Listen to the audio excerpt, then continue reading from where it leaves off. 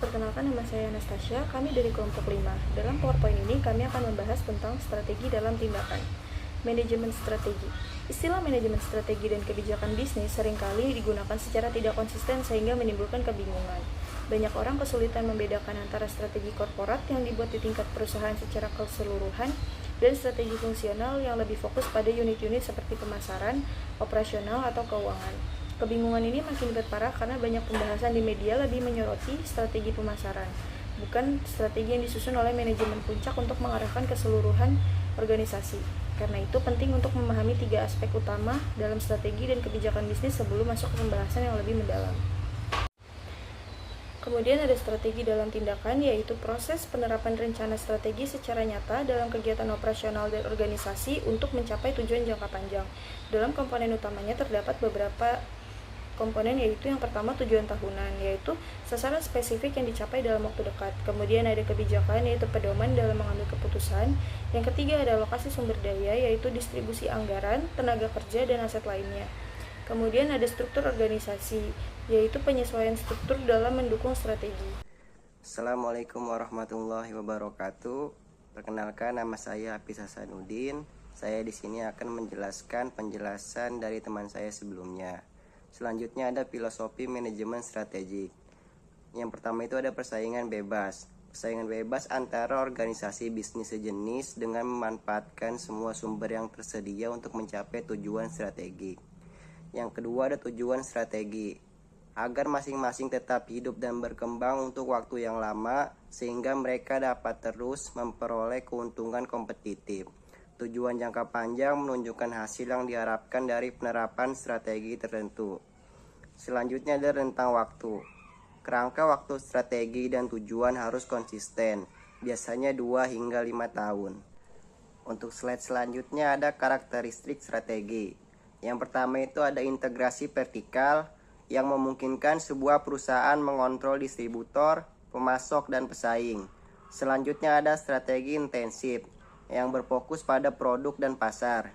Selanjutnya ada diversifikasi yang berfokus pada pasar dan produk baru, terkait dan tidak terkait.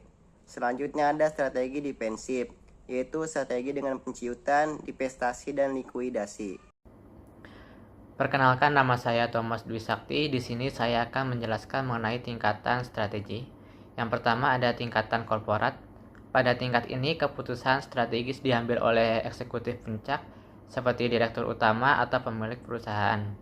Ini melibatkan pertimbangan tentang arah umum perusahaan, visi, misi, tujuan, dan pertimbangan untuk diversifikasi bisnis jika diperlukan. Yang kedua, tingkatan fungsional. Pada tingkat ini, keputusan strategis berkaitan dengan fungsi-fungsi atau departemen tertentu dalam organisasi, seperti pemasaran, produksi, keuangan, sumber daya manusia, dan yang lainnya. Yang ketiga, tingkatan operasional. Ini adalah tingkatan operasional sehari-hari di mana keputusan taktis diambil untuk menjalankan aktivitas bisnis sehari-hari. Manajer operasional dan staf pelaksana di tingkat ini bertanggung jawab untuk melaksanakan rencana dan taktik yang telah ditetapkan pada tingkat fungsional. Selanjutnya, strategi intensif. Ini merupakan upaya untuk meningkatkan situasi persaingan perusahaan melalui produk yang sudah ada. Yang pertama, penetrasi pasar, di mana perusahaan berfokus pada upaya untuk meningkatkan pangsa pasar produk atau jasa yang sudah ada di pasar yang sama. Yang kedua, pengembangan pasar. Ini merupakan upaya untuk mempromosikan produk atau jasa yang sudah ada ke wilayah geografis baru atau segmen pasar yang sebelumnya belum dimanfaatkan. Yang ketiga, pengembangan produk. Ini adalah strategi yang fokus pada upaya memperbarui atau memodifikasi produk dan jasa yang sudah ada guna meningkatkan penjualan dan nilai bagi pelanggan. Perkenalkan, saya Muhammad Bayhaqi dari kelompok 5, ingin meneruskan penjelasan dari slide berikutnya. Pengembangan pasar.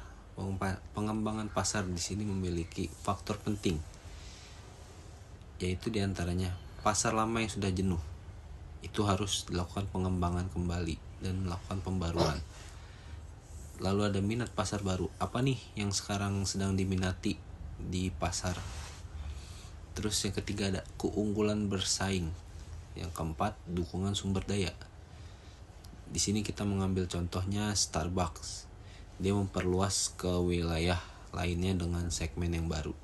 Selanjutnya ada pengembangan produk. Itu yang pertama, inovasi produk. Kita harus fokus pada pembaruan dan nilai tambah. Yang kedua, faktor suksesnya adalah yang pertama, kita harus memahami pelanggan. Terus kita harus menganalisa pesaing.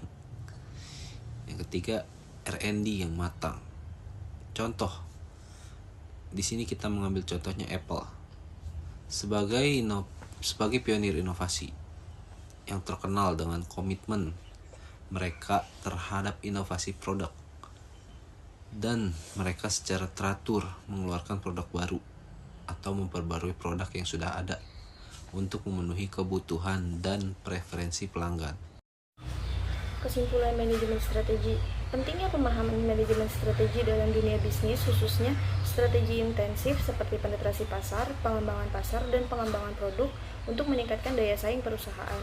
Strategi dijalankan di berbagai tingkatan, yaitu korporat, fungsional, dan operasional, serta memerlukan koordinasi yang baik. Strategi intensif berfokus pada pemanfaatan produk yang sudah ada untuk menambah nilai dan memperluas pangsa pasar, seperti yang dilakukan oleh perusahaan seperti McDonald's, Starbucks, dan Apple. Tujuan akhirnya adalah mencapai keunggulan kompetitif yang berkelanjutan. Terima kasih.